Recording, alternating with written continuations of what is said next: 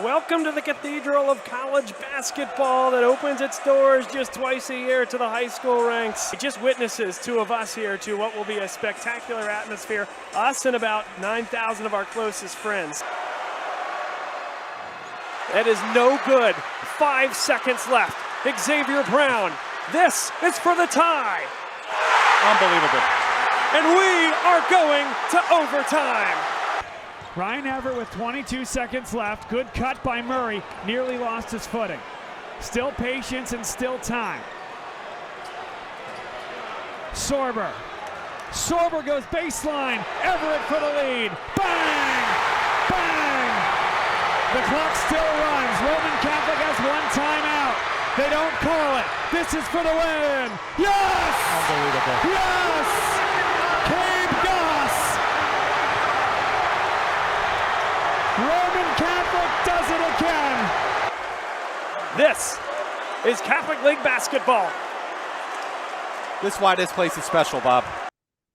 That is what we are looking forward to here this year. Some of the terrific moments and sound bites and images of the past couple of years in the Philadelphia Catholic League basketball playoffs. That's where it culminates at the Palestra in Philadelphia in University City.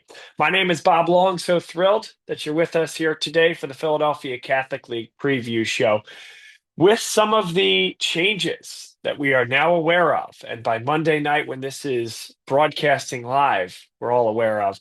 The games will be Tuesday and Thursday now, not Wednesday and Friday. And so traditionally, this Catholic League playoff preview show would air on Tuesday night. Here's what we're going to do. Tonight, Monday, we're going to talk to the four coaches that are playing on Tuesday.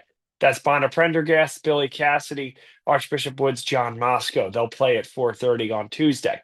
Ryan Ansell, head coach of LaSalle, and Joe Zaglinski, head coach of Archbishop Bryan. In Joe Zaglinski's stead, because he's also athletic director and there's a lot going on, we're going to welcome Ted Westervelt, the broadcaster for the Archbishop Ryan Raiders, and we'll get his thoughts on that game. Again, 4:30 on Tuesday. So let's jump in first and foremost to Bonner Prendergast against Archbishop Wood. This should be a terrific game between two teams that have a lot of talent, look a lot different than they were last year. Bonner Prendergast replaced a lot of seniors. There were three of them. Rucker was a terrific player. There were two other seniors that really, paced that team.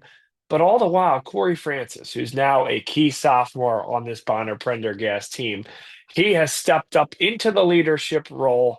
Tyseer Jackson has been awesome in the front court. Devin Nelson, a terrific guard. Cam Jackson runs the show, runs the point. Also a very difficult place to play. Drexel Hill, Bonner Prendergast High School, it's one of the great venues in the Philadelphia Catholic League. And the makeover that they gave that place over the last few years and brightened that gym up, but it's that same energy, intensity, enthusiasm, and local support that'll make things very difficult on Archbishop Wood. Speaking of the Vikings, that's a team that went to Bonner Prendergast the very first game of the season. And you'll hear John Moscow talk about the need to defend against a talented team like Bonner Prendergast. The shooting has been there. In all of their wins, Archbishop Wood has shot over 40% on the year from beyond the arc. Mike Green, Brady McAdams dot the outside perimeter. Donahue has been great. Caleb Lundy can get to the basket, a slasher and a primary ball handler for that team, while Jaden Jenkins continues to maneuver and continues to mature into his body. This will be a great game. I think a key matchup for me is going to be Jackson against Jaden Jenkins to the extent that they match up against each other. That will be a lot of fun. Who will guard Corey Francis? Will that be Caleb Lundy on the Archbishop Wood side? And I think this is a must-watch game here. That game will be broadcast on the NFHS network, and that'll be a really, really good one. Billy Cassidy, his run here with this team and Archbishop Wood has been terrific. Third year with the program, starting to turn it over, and it's really his club now, his group of guys. And I think what Billy does, he coaches them up hard. If you're in a gym where Billy Cassidy is coaching, you're going to hear him. You're going to hear him get on his guys, and they have responded. A late season fall off, though, pushes Bonner Prendergast, who 5 days ago was fighting for potentially a top four seed if things fell their way. Now in that first round, 7 versus 10. So the question is, can they end the skid, get back to the basketball that they were playing earlier in the season, and find a way to advance to what would be a tilt with Roman Catholic, likely at Holy Family University on Thursday? And that would be a terrific game. However, John Moscow on the Archbishop Wood side is a guy who is the only coach, quite frankly, and the only program not named Newman Goretti and Roman Catholic to win a Catholic League since 2008. That was North Catholic, the last non-Archbishop Wood, non-Roman, non-Newman Goretti team to win. And so while this team is very young, they're playing good basketball. The record and their last couple of games may not show it. However, that's a really tough matchup against LaSalle. You think Bonner Prendergast is a tough venue, and it sure is. Silent Night at LaSalle, one of the toughest venues to play in, and then going to Newman Goretti on Sunday. So this Archbishop Wood team, the Road Warriors, yes, they lost both of those games, but John Moscow finds a way to turn that loss into a lesson. And so I think this will be a great game. We're going to now send you to our interview with Billy Cassidy. Again, pardon us as for these couple of interviews early on, we did not know the logistics, so you'll hear us refer to a game on Wednesday. Of course, we're now talking about first round Philadelphia Catholic League playoff games on Tuesday at 4:30. So now we have Matt Paul with us here, and we're thrilled that he is here with us. So before we send it to John Moscow and Billy Cassidy, let's talk to Matt Paul, who is a broadcaster with Bob Long Sports. He's been helping us out this year and last, has coached all over the area. Matt, welcome to the preview show.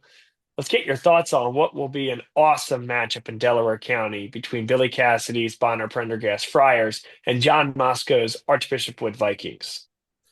From my view, the toughest place to win is at Bonner. The crowd, the community, the energy in the gym. I think it's been the loudest that I've seen so far this year. For Wood to go into Bonner after 4 road games in a row, they did beat West Catholic at West Catholic, which was also a very difficult place to win. They've lost 2 out of their last 3 games. To go into Bonner is going to be a huge test for the Vikings. I do think McAdams is a really tough cover for any team, but especially Bonner. He's averaging close to 20 points a game. And if they can get him going early, Archbishop Wood, I see Wood having a very good chance at keeping the game close. Jenkins in the middle is also a tough cover for the Bonner post players. But I think the advantage goes to Bonner because of the home court advantage. They beat Judge at Judge. They took the prep to the wire. I just see the home court advantage being a big deal, and I expect the faithful to show out. We'll talk about the coaching matchup in the LaSalle versus Archbishop Ryan game shortly, but this is another really good one. John Moscow, one of the seasoned, long tenured coaches. I just mentioned it, but the only team coach program not named Roman Catholic or Newman Goretti to win a Catholic League title since 2008. So he's in rarefied air. Billy Cassidy, a young man who plays, coaches, a terrific coach, and this is his 3rd year with the program. Looked like they were going to be a top 4 program. Backloaded schedule, jumbled schedule, was tough down the stretch for them, but I think you're looking at 2 really good coaches in this matchup. No question. The advantage, obviously, is to Coach Moscow because of his experience.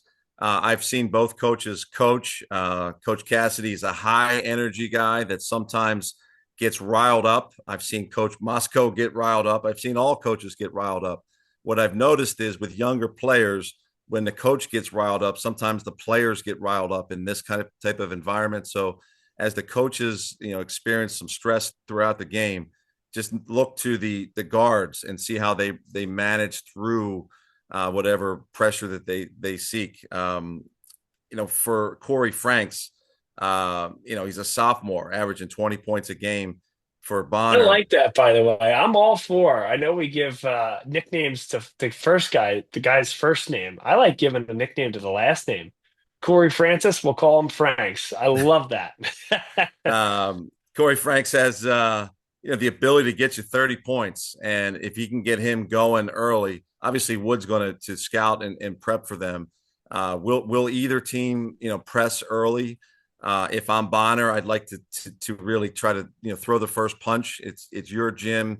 I think the energy is going to be off the charts at Bonner. I want to be in two places at once, but I'll be closely watching that game. And then you have a Division II combo guard in Devin Nelson, who is going to play college basketball at Millersville University. He's somebody who's played the AAU circuit. He's a senior. Look to him to insert himself into the game. I think the advantage goes to Bonner in this case because of the home court advantage. It will be a terrific game. Thanks to Matt Paul for being with us here tonight. Just terrific to have you. And we will see you. Well, we'll see you tomorrow at the LaSalle versus Archbishop Bryant game. Looking forward to that. And thanks for being a part of the show here tonight. Thank you, Bob. Stay tuned, and we'll have those two coaches next to break down that initial matchup. John Mosko, our next guest here on the Philadelphia Catholic League preview show.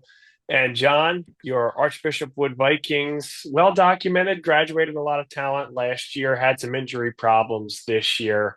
But here you are, right back in the Philadelphia Catholic League playoffs. And we've talked about this a lot throughout the show here. Maybe the most competitive and deep, league that we've seen in terms of, hey, you needed to get to 5, maybe 6 wins to get into the playoffs. So what did the year look like for you guys to this point? And again, congrats on making the playoffs. Thank you. Thanks, Bob.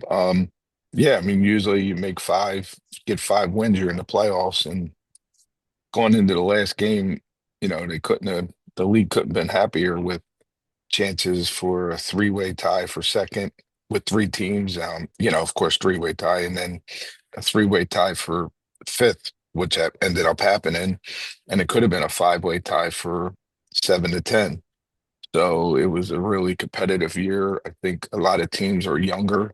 There wasn't a lot of seniors. Some teams, and the teams that had seniors were more successful.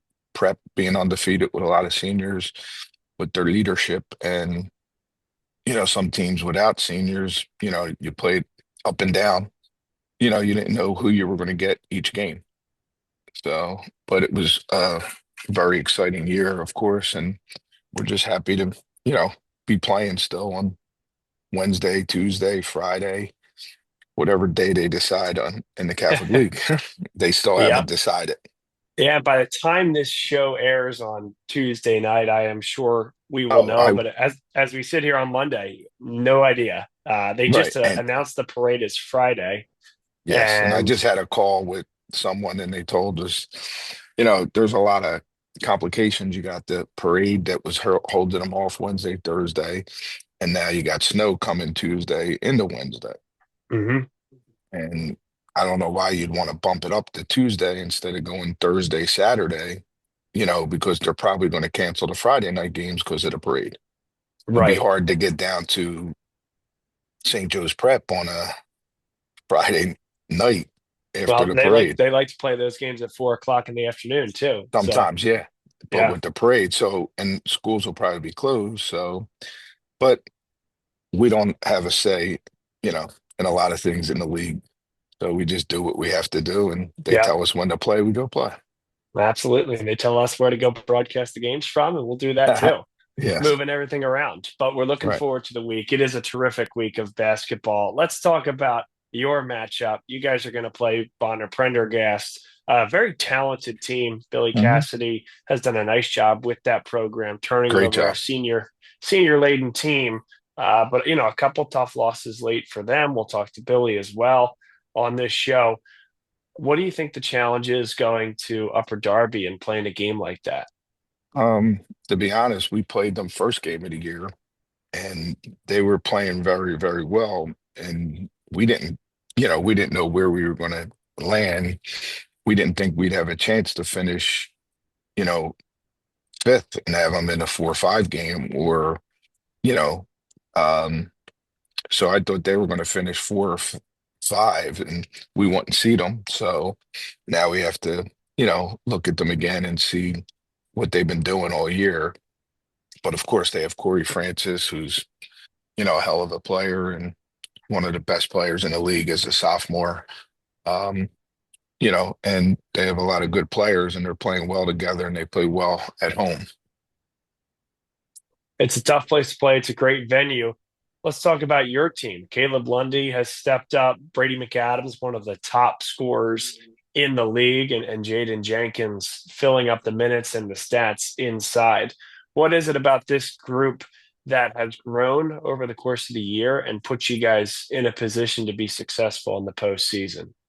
Yeah, they wanted to, a great group of young guys and Mike Green. It took a while after Mira got hurt to catch our stride. And, we've been inconsistent, but more on the defensive end. Offensively, we've been good, but it starts with defense, and we have to get better at that, especially if we want to play after Tuesday or Wednesday. But they're all mature and getting used to playing together. Brady was a role player last year, and, he's made tremendous strides. And Jaden and Caleb, of course, didn't play. And, now we're also using Brian Donahue that didn't get a lot of minutes. So we were very inexperienced. And I think now everybody that's, sophomores or juniors, freshmen or sophomores by this time of year. So we have more experience than the first time we played them. And the numbers don't lie. This is a team that can shoot it really, really well. Brady McAdams Yes. can get to the basket, score at all three levels. Mike Green can knock it down from beyond the arc. And in your wins, you guys are averaging over 40% from beyond the 3-point line. And Correct. recognizing Yes. that you're coaching different types of teams every year, right? Last year's team was different. A lot of guys that got to the basket. Certainly you have that this year, but the emergence of McAdams and Green and your ability to dot that perimeter feels like a real advantage in mid-February Yes. here. Yeah, it does. When you're shooting the ball well, it helps. We just have to get better on the defensive end, not get spread out, not give, I think they get a little lazy because you have a Jaden Jenkins in the back getting 3-4 blocks a game, and altering a lot of shots. So, but offensively, we always been fine the way we play in the system, and they get up shots. But this year, we are really shooting the ball well from 3 and mid range. So it helps in the playoffs when you can make shots. It'll be such an interesting game on Wednesday, postseason, as the year continues along.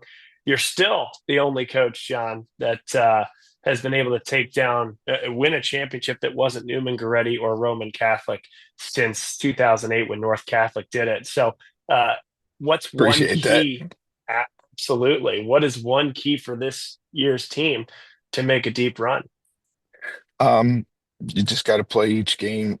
Every game's different. You got to stay consistent. The teams that don't get too high, don't get too low, they end up pulling it out. You have to be, consistent effort for 32 minutes. You can't play one quarter. You see, we've seen that in a lot of games where we played good halves, good quarters, and then we lose the Roman or lose to the Prep, up 12 with 2 minutes to go, or not 2 minutes to go, but up 12 in the fourth. I mean, and then the seniors took over for them. So we just have to play a more consistent 32 minutes. Last one for you before you go. Terrific alumni from your school, especially in recent years as you've been coaching the basketball program. Colin Gillespie, Andrew Funk, of course, most recently, Jaleel Bethea, Josh Reed. There are others, of course, that I'm missing. How are those guys doing? How's kind of a general state of the Archbishop Wood alumni? And have you heard from those guys recently? Yeah, we hear a lot from them, and, a lot after the losses. They're not happy, with the losses. They get on the kids, the current team, and they try to stay on them. But Sewell Diggins is really playing out of his mind. I think he had 30 some yesterday at LaSalle. Couldn't make that game, and Marcus Randolph showed up to support him, and he's at St. Peter's. They're all doing well. I mean, Jalil's having a rough year down there with the losses and the coach resigning and so forth. But it's more of a business when they get there. Coaches get paid a lot of money. Players are getting paid money now, and but he'll bounce back. He's been positive every time I talk to them. And majority of the kids are doing well, the next level. Good to hear. Well, I'm sure that that group of alumni will be tuned in on Wednesday or whenever you guys Yes. play, and we're looking forward to following you guys throughout February here, Coach. Yeah. Thank you, Bob. Thanks for all you do for Wood and LaSalle and the league. Appreciate you. It's our pleasure. Good luck. You got it. Thank you. Billy Cassidy with us now, the head coach of the Bonner Prendergast Friars. They have a first round matchup. And as we talked about just a minute ago with John Mosco, who exactly knows when, at least as of recording time, Monday. Hopefully it's still Wednesday, but Eagles parade. And obviously that's a great thing, Billy, but has thrown a wrinkle into the week. So let's talk hoops. Most importantly, the 94 by 50 foot playground that you guys have there. Great team, great year for this year's team. You graduated a lot of seniors last year. You have some newcomers and some existing guys that have become more veterans and had a larger role in this year's team. How would you assess the 2024-2025 Bonner Prendergast Friars? I mean, we got off to a strong PCL start, and then we hit that 5 games and 10-day stretch, which kind of, that's where we hit that adversity. And then we didn't finish the season as strong as we would have liked, which now kind of put us in the position with playing a game against a, very well coached and a team that's playing very well right now, even though they're a 10 seed, Archbishop Wood. You guys saw Archbishop Wood the very first game of the Catholic League season, that Friday, the 3rd or so of January. What did you see that night? And as I think you're alluding to, what have they improved upon as the year has gone on? Well, they had the freshman Rowan, who was their leading scorer. And then I think he's only played 1 game since then. So, Coach Mosco and his staff, they've had to, find other ways to implement, other players in their lineups off the bench. And, they've done a good job getting those kids experience and, it's showing up for them in the box scores and things like that. So I think that's something that, has kind of made them, a real threat, especially as a 10 seed. When we saw you guys last in person, you guys had a terrific night from Corey Francis, a terrific night from Devin Nelson. That's not necessarily something unique unto those guys. Those guys bring it every single night. And shortly thereafter, you guys went on the road and beat Father Judge. Now, you mentioned a tough stretch in terms of a lot of games in a short amount of time. Now you do get a little bit of a rest here. And again, not 100% sure if the games will be Wednesday, hoping they will be. But assuming that's the case, what will that amount of time do for you? And what is it that you need to see for you guys to replicate that type of performance that you had against, say, a Father Judge earlier in the year? I mean, right now we're dealing with a couple key injuries with two of our, top guys in the rotation pretty much. So we'll have to see. I mean, if we could play Wednesday, that'll give at least one of the two another day's rest to hopefully suit up Wednesday night. But Wednesday night's going to be a challenge, or Tuesday night, depending on when we play, regardless of, who we have, who we don't have. We got to put our best foot forward and next man up mentality and, go give it our best shot. In terms of this year's team, right, I think some of the names pop off the page at you, Corey being one of them, of course. But what is one or two guys that perhaps those that follow you guys from a distance may not be as aware of in terms of their body of work, how they directly impact the success of this team? Well, I think in our key wins in the PCL, I mean, whenever Tyseer Jackson has produced offensively, his shot blocking ability and his rebounding, I mean, that's impacted our success for winning. And then guys like Devin Nelson, contributing in every way possible. And then Cam Jackson just running the show as a sophomore point guard, confidently, has been key for us. Final question for you, Billy. You do get to host a home playoff game. It is in that play-in round, but one of the most unique and raucous atmospheres when you guys get it going and when you're playing a home game. What is it like playing in front of that crowd? Not just the student body, which I know shows out, but the local Bonner Prendy alumni, the local neighborhood folks that love following this team. I mean, our kids are lucky. Anytime you could play in a packed gym and have the support, from alumni and student body and just, people in the community, it's amazing. You know what I mean? That's what these kids love, and that's what makes the league special. Playing in all these different, unique gyms. So yeah, I mean, getting a home playoff game is a positive for us, and I know our kids, they're looking forward to it, and we'll be ready to go. Yeah, and year 3 for you, right? You enjoying what you're doing. You're enjoying working with the kids and being there for them in that way. No doubt. I love it. I mean, this is the beauty of it. Trying to help these kids on and off the court. And obviously right now, you've put yourself in a position to get a home playoff game. So, it's a great time, for our program. Well, that's great. We're looking forward to seeing how you guys do on Wednesday, if it is Wednesday, and following you along the way. So congrats on an excellent season, Coach, and putting yourself in this position. Appreciate it. Thanks for all you do. Thanks to John Mosco. Thanks to Billy Cassidy for helping us to preview that first game. Let's dive into LaSalle against Archbishop Ryan, a rematch of a game that took place at LaSalle very early in the regular season. LaSalle, a team that is now 6-7 on the year. They started 2-0 on the season. Second game in the regular season in the Catholic League was against Archbishop Ryan. Jumped out to a 20-point lead in the first half, and Archbishop Ryan played with house money in the second half. Came back, even took a 1-point lead, and LaSalle made winning plays down the stretch to win that one.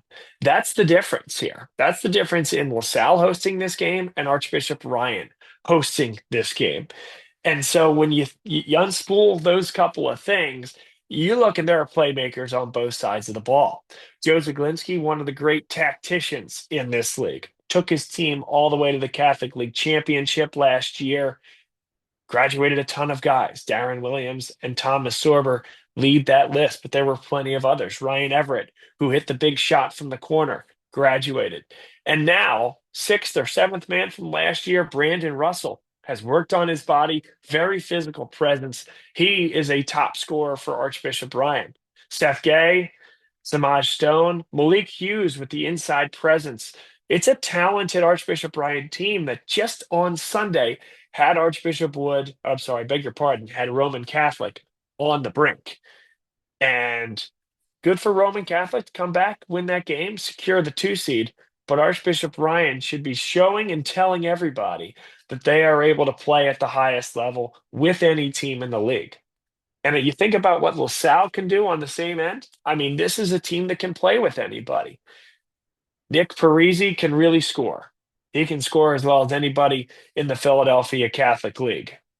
Joey O'Brien, one of the best players in the Catholic League, and certainly from a defensive perspective. And before we go to Ryan Ansell, we're going to start with our buddy We're going to start with Ryan Ansell. But before we get to Ryan Ansell, we have a very special guest logging on here, and that is Matt Paul. You see the mean mug of him right there. He's helped us with our Philadelphia Catholic League broadcasts. And Matt, you are joining us mid-record here as we're getting into talking about Archbishop Ryan and LaSalle High School. So we're glad you're here and want to get your thoughts on this massive 8-9 game. Let's start with the home team. As I was saying earlier, the advantage for home court advantage is only if your student section and your fans are in the gym. And I think it would be a huge advantage if the students from LaSalle showed up and showed their support as they did last week against what was a must-win game against Archbishop Wood. And I think it played a huge role in their silent night festivities. Will Bear in particular fed off of the energy It really matters to a young team, an inexperienced team at home, if they have their fans there. And Will Bear's been playing great in response to Grayson McHugh being out. I think that's a different team than what Ryan experienced in early January. LaSalle really jumped on Ryan after a big win on the road at Newman Goretti. They're playing with a lot of confidence as the season goes on. LaSalle had to play some really tough teams. They're the only team that's won 2 out of their last 3 games. It's going to come down to their guard play, as it does for most teams. Nick Parisi wasn't at the last game. And Nick Neary really showed up and had 18 points in the last game. So it'll be really interesting to see how they play. Ryan's coming off a loss at Roman, played them tough, but they're playing a whole lot better than they did in early January. So I think it's a real even matchup. Will come down to guard play and, the turnover margin for both teams. And again, just to tell everyone who we're talking to here, Matt Paul has done a lot of coaching across Philadelphia, knows the Catholic League very well, and has worked with us on the broadcast side this year and last. So we're thrilled to have him on the preview show. So Matt, this LaSalle team, this Archbishop Ryan team, a little bit of different roads to get here, but I think 2 very talented tacticians manning the benches, Joe Zaglinski on the Archbishop Ryan side and Ryan Ansell on the LaSalle side. What stands out to you about each of these coaches? We'll start with Joe Zaglinski. Having played at the Palestra just as recently as last year and in the final game, he's a more senior, experienced coach. He likes to go to set pieces late in the game. He's big on getting the right guy, the right ball at the right time, whereas Coach Ansell prefers to play through a motion style of trying to get his best player the ball, best scorer of the ball, which is Nick Parisi. Nick has done a very good job of incorporating his teammates into the action. But I think it'll come down, if it's a close game, will they be prepared for the set piece? Meaning, Ryan's big on, Ryan Ansell's big on, a lot of film. They'll study the game, will know what kind of plays, will come down to execution. And can Nick score without just relying on his 3-point shot? If he can get the ball to the basket and get to the free throw line, he's been shooting a very high percentage recently.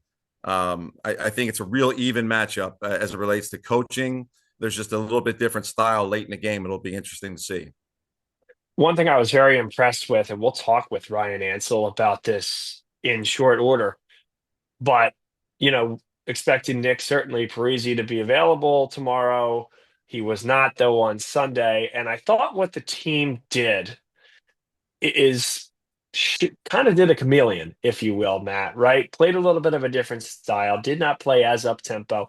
I thought the defensive intensity was higher than it's been all year, partially because, hey, you play with these guys all year, you should be playing your best basketball at the end of the year, as well as perhaps they knew that they didn't have that ace in the hole that could pull up from 25 feet and bail you out. And I felt in some ways that was the most impressive game of the season for LaSalle. If you could bottle that effort and then add the scoring threat of Nick Parisi on Tuesday, you feel pretty good about this particular team. And who knows how many points Nick can get in a playoff game. This will be his first experience playing. Defense and rebounding usually gives you the best chance at winning. Ryan's defense has been very, very good over the last few games. The zone, I think LaSalle will play a lot of zone. They'll try to play up tempo, but I think they're going to pack it in and play a little more conservative against Ryan this time, not wanting to give up easy baskets. So I think your point is a good one. Defense and rebounding, Will Bear on the glass. Joey O'Brien is just really important for the team, both offensively and defensively.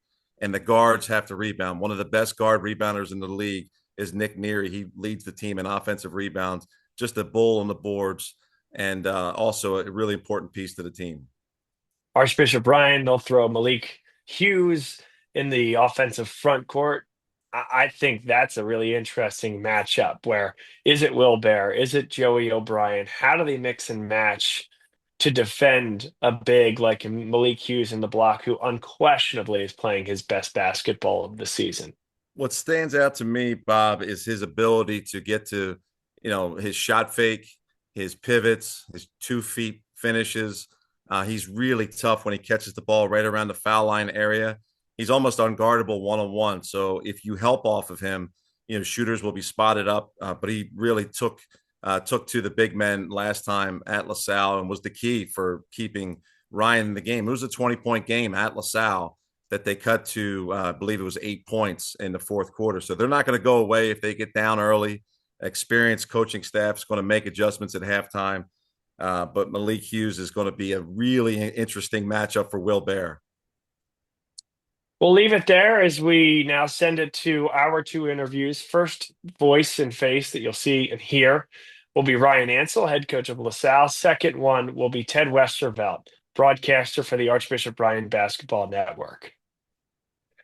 Ryan Ansell, head coach of the LaSalle Explorers, is with us here. And in the time since our first segment of the night where we weren't sure when the game was going to be played, it now seems as if things have been pushed up to Tuesday. But we're not going to talk logistics here. That's for administrators to talk about. We're going to talk basketball. And Ryan, congratulations, your second year at the helm of LaSalle. And you have gotten this program to the playoffs, won 6 games in the league. Were competitive in every game that you played this year, and in a wide open Catholic league, that has to feel good going into the playoffs. Yeah, I was proud of the steps we took as a program, and it started with the hard work these guys put in last year to lay the foundation, continued through the spring, summer, and fall, and I thought our non-league schedule helped prepare us to be successful in the Catholic League. There's always plays you'd want back, and things you'd change along the way. But I thought overall, we finished strong, and we did what we needed to do to have a chance to compete and continue our season for these seniors. Perhaps the most impactful night and game of the year was just a few days ago when you hosted Archbishop Wood for Silent Night, which is a great tradition at LaSalle. 500 students show up, all dressed in costume, and they just go berserk after the 10th point is scored, of course, of the game. I was impressed of how your guys handled that from a standpoint of it is a lot for a high school student. And in an atmosphere like that, how did you feel that they handled it? Yeah, I thought they handled it well. And again, when you're focused on the right things and prioritize playing for each other, it makes it a lot easier. We knew it would be a great environment, and we were excited for the guys to experience that. But at the same time, it comes down to competing and playing for each other. And if you do that, I think it eliminates a lot of the distractions and things that can sort of make it difficult to perform on a night like Silent Night. So I thought this is the second time getting to coach a Silent Night game, and I thought both years the guys came and sort of took care of business, and because of that, it makes the night a lot more fun. When you came in 2 years ago, you certainly had some talent. There was some folks that left, some folks that stayed, some folks that came in, and you really built this program to this point here today.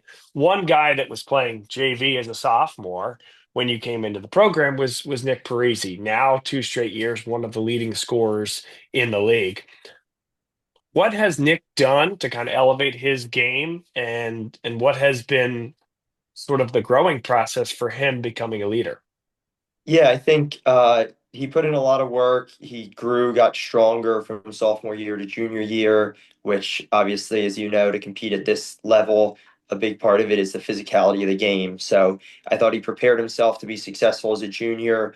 But I think the biggest thing was his teammates trusted in him. His teammates and coaches believed in him and sort of put the ball in his hand, focused on putting him in positions to take and make open shots. And now for 2 years, he's done that at that high level, shooting 40%, I think, or close to it from 3 for his junior and senior year, while shooting a pretty high volume and scoring close to 20 points a game over the course of the last 2 years. So I thought, again, he put in the work, but ultimately his teammates entrusted him and put him in positions to be successful. And now he's gone from being a JV guy who scored 41 points a game to scoring 445, and now again having another great year, but also this year being a little more of a facilitator because we have more weapons around him. And as it turns out, on senior day, you weren't able to play. Nick Parisi was not able to play. It felt like Nick Neary really stepped up, and it looked like the team around Nick Neary and the rest of that group stepped up in a terrific way, right? A team that's learning to win in late game situations. And I thought they did a terrific job as a group. In some ways, that game stood out to me as much as any game I've seen of you guys all year. But curious as to the coach's thoughts on that. Yeah, I was really proud of the guys. Each game we say we try and learn a lesson. There were things in the Wood game that we learned to be better for this game. And I was, again, you never know with different lineups out there. Nick's normally on the court at the end of a game, so we had guys in different positions, but because each guy was playing for one another, it allowed them to make the easy play, the right reads, and because of that, we were able to be successful. And again, I think some of the close games we've played, we've learned how to possess the ball, how to sort of like try and put the nail in the coffin versus just continuing to play the style we want, which is a little bit up and down and in attack mode, but finding that balance between attack and poise to make the right play based on time and score. Joey O'Brien, have to ask about him, an all-world football recruit. Your games, have been littered with high-end Division I football coaches, but what he has done on the basketball floor has been awesome, and his unselfishness just jumps off the page at you. And if I'm a voter, he's Defensive Player of the Year in the Philadelphia Catholic League. What has it been like to coach him? And maybe tell us something about Joey that when you're watching the basketball games or even the football games, you just might not know. You might not be able to know about someone like Joey. Yeah. So Joey, yeah, the one word that stood out, you said selfless. The kid just comes out, has fun. Obviously, football is his primary thing, yet he loves his basketball teammates and will do anything for them, as seen by the fact he got on a 5 a.m. flight from New Orleans to come back and play our last game against Cardinal O'Hara, when he had tickets to the Super Bowl and could have been there. So I think that just shows a lot about him as a person, as a teammate. It's about the team, and he does everything you ask of him. Again, running on 3 hours of sleep. I think he probably played 30 minutes yesterday, if not more. And as a young man, he's just brings great energy every day. It's just a pleasure to coach and have around the program, and has been instrumental in helping us take this step from last year to this year. And again, he was a role player last year. Coming into this year, I knew we would need him in a bigger role, and he's really stepped up. And like you said, potentially an defensive player of the year in the Catholic League. He's just a difference maker. You look at O'Hara, their best player, he held him to 6 points. So again, he's a difference maker in the way he plays the game, and also just the way he is as a teammate and the culture he's allowed us to help develop. Archbishop Brian comes to town. Sounds like it's Tuesday. Looks like it's Tuesday. We're not going to make any final declarations because things are always subject to change. But you guys saw them early, jumped out to a huge lead.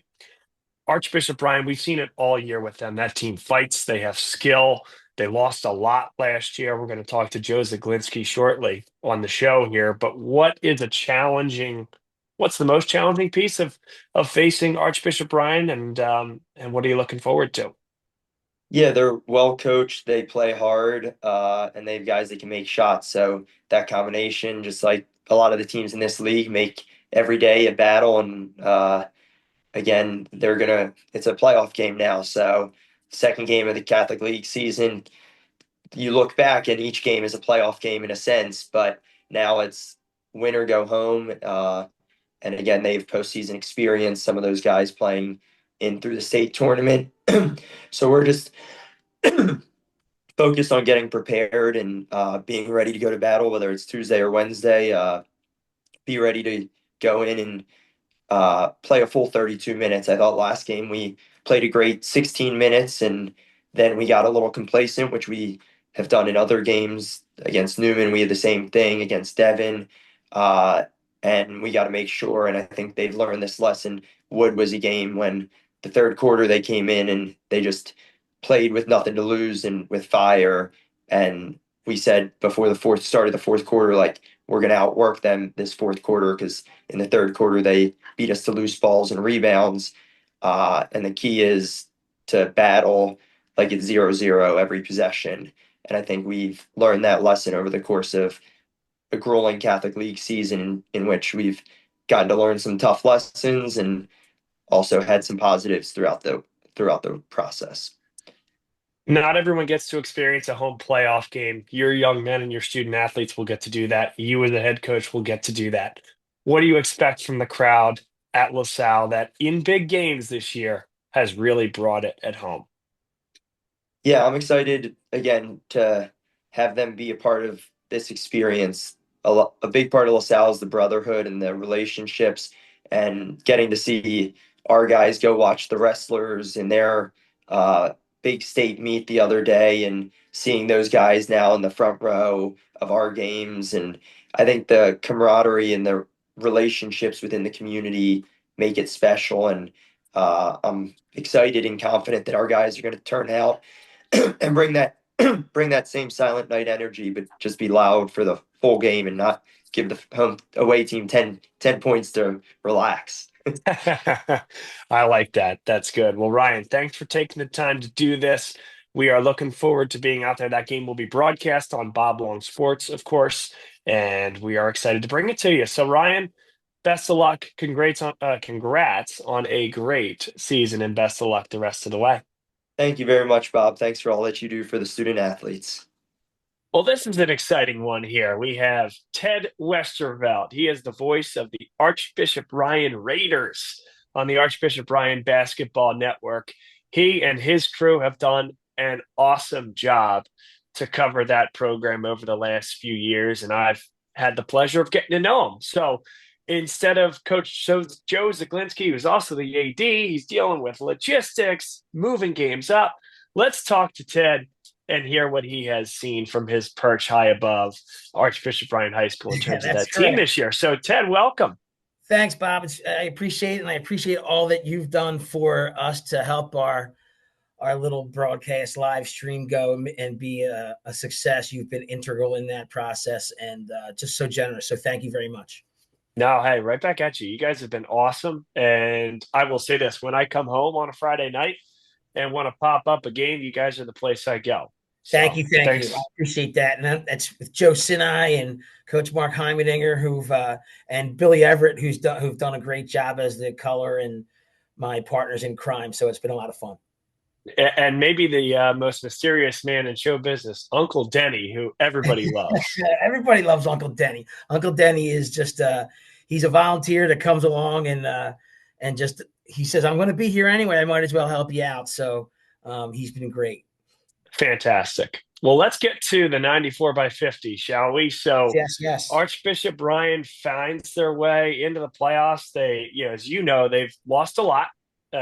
Senior laden team last year that was, so close to winning, but is putting guys in really good positions in college right now. Sorber's playing out of his mind, which is terrific, and we can get to that. But this group then to come back from that and win some big games in the league and find themselves in the 9 seed. What does that say about this group? Well, I think it was a group that had to learn each other. It's been a challenge.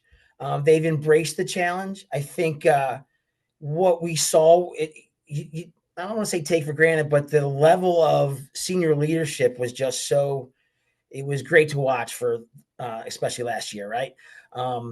And this year, there are only 2 seniors, and they have contributed, but the supporting cast, not a lot of big-time major minute experience. So you're seeing some of that those growing pains. I think the team has improved from day one of the Catholic League. I think they're happy about that. And I know that although the record doesn't show some stuff, our league is unforgivable, right? That Catholic League is just is tough. They're really excited for this second opportunity, and I'm very excited personally for the two seniors, which would be Brandon Russell and Mark Anthony Gallagher, to get an opportunity to go win a playoff game somewhere. So it's going to be, they're excited for it.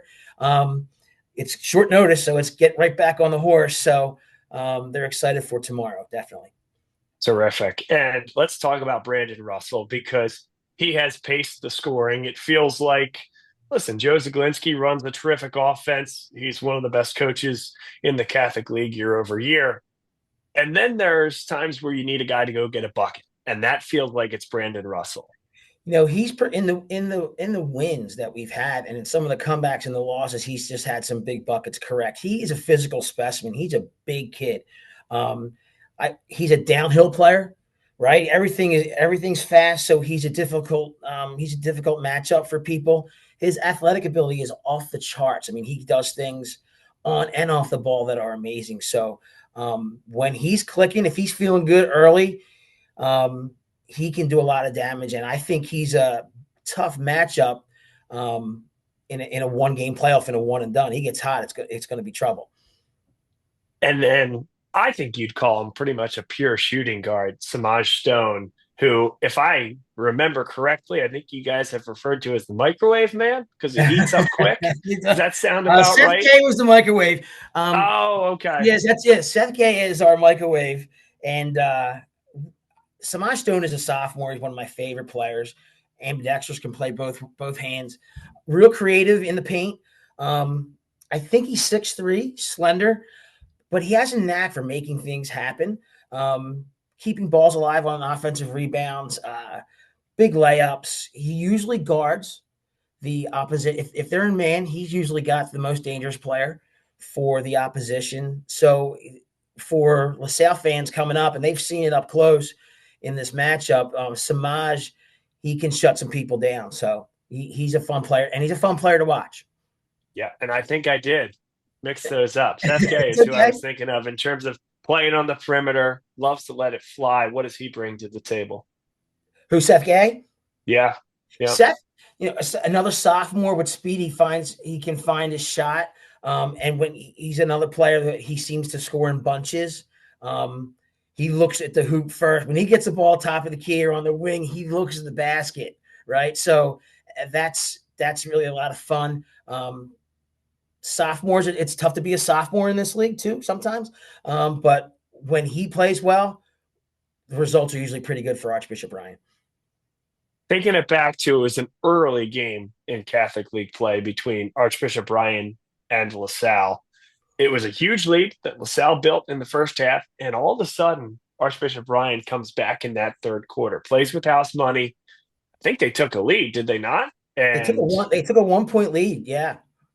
And so what do you remember about that game, and what were some of the keys? You know what's funny? I thought you might be calling me for this, and the first thing I remember about when we did that game, and I think this is what gives Ryan a little bit of a problem, is the size of LaSalle was bigger than I thought. And I'm going to use, when we refer to kids, sometimes their athletic build, you sometimes refer to them as football play, like, oh my gosh, he should be on the football team. And in LaSalle's case, they literally are on the football team. So they're big guards. And we talk about Seth and Matt and Samaj. They're not big kids. They're really, really good basketball players, but they're not big. And I thought size gave them a problem a little bit. LaSalle came out and knocked everything down in the first half. Ryan got out of sorts a little bit. And then you saw what it really is, a microcosm of Archbishop Ryan's season. Periodically, they went on a huge run. Malik Hughes, we haven't talked about yet, our junior 5, basically, had a great third quarter, and Joey put his press in, and you give Joey time to work the clipboard. Good things are going to happen. I think that game was kind of the microcosm of the season. And then at the end, Ryan just ran out of gas and didn't have enough, and LaSalle did a nice job knocking down some shots. So, it kind of speaks to you saw LaSalle all year, probably some similar things as well. So this matchup is going to be a lot of fun, but that's kind of that stuff I remember from that game. We're talking to Ted Westervelt, Archbishop Ryan basketball broadcaster. Now, Ted, as we start to turn our attention to a very quick turnaround here for Archbishop Bryan. Last time we saw the Raiders, they had a big lead against Roman Catholic. Roman Catholic is Roman Catholic. They just do what they do. They chip away.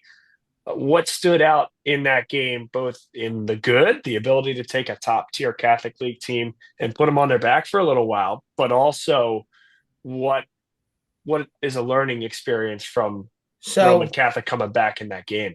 Again, I think that was the story for Archbishop Bryan all year, is that against these top-tier teams, including Bonner, they had leads in the third quarter, right? They had an 11-point lead at halftime against Roman. I thought that group played, I would say, almost a perfect basketball game for them in the first half, Archbishop Bryan, and it showed where their ceiling is.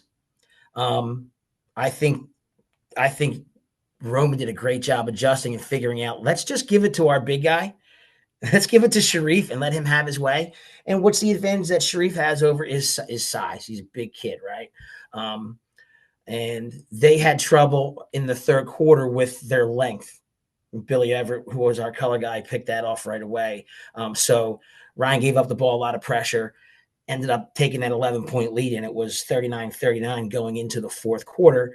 Ryan found themselves in some foul trouble. Again, that length continued to be a problem, and that's the way the game ended. So Ryan's dangerous. You know, if I think the winner of this game is going to be dangerous. I would not want to, you know, if you're going down to play, either, you know, you're going down to prep and they're going to give him a hard time. So it's going to be a lot of fun tomorrow. Tomorrow's going to be a fun game. Tomorrow will be fun. I'm looking forward to it for sure. You're not a coach, of course, and neither am I. And so I wouldn't ask any coaches to make a prediction. And maybe I'm not even asking you either. But what if you're not to make a prediction, what do you think will drive the flow of the game, if nothing else? That's a good question. I think, how does Ryan handle the size of the guards? Can they get to, are they keeping LaSalle from getting offensive rebounds, right? I think that's a big thing. I think one of the things that you'll see from us, keep an eye out on Malik Hughes, number 15 or junior. He's our 5. He's 6'7", long player. Likes to come out. He's money from 13, 14, 15 feet. So he can draw your center out and create some space underneath the basket. And if he's hitting those baby jumpers, it creates a lot of other opportunity for Brandon, Seth. And we really didn't talk about Matt Johnson either, who's been our point guard. He's been sharing the ball as a point guard. His assist level has increased dramatically in the last 2 weeks. So him being able to get guys in good spots to shoot. And I think that's what Archbishop Bryan really has to do to have a positive result. From a coaching perspective, I mean, you're asking me, I'm a coach, right? I'm a soccer coach. I think Archbishop Bryan is, like I said, it's a lot of it is here up mentally. You get to wash away everything and go into this tournament of madness, so to speak, that is going to be the Catholic League playoffs. So it is an optimistic, they're not punching up. This will be a real good matchup. I'm looking forward to it. Ted, thanks for taking the time to do this. It's the most wonderful time of the year. And this is where we're going to end our show here. So thanks to John Moscow, thanks to Billy Cassidy, Ryan Ansell, and of course, Ted Westervelt, as well as Matt Paul, who helped us out on the top end. This is great. I can't believe you're putting me in that company. That's unbelievable. So I appreciate the opportunity to speak about Archbishop Bryan. Bob, you do a great job. Hey, thanks. You guys too. Good luck tomorrow, and we'll be talking. Thanks, Bob. All right. Thanks, everyone, and have a great evening. Tune in tomorrow, 4:30, at least as of when we're recording this. LaSalle, Archbishop Bryan, Bob Long Sports. Welcome to the Cathedral of College Basketball that opens its doors just twice a year to the high school ranks. It just witnesses two of us here to what will be a spectacular atmosphere, us and about 9,000 of our closest friends. That is no good. 5 seconds left. Xavier Brown.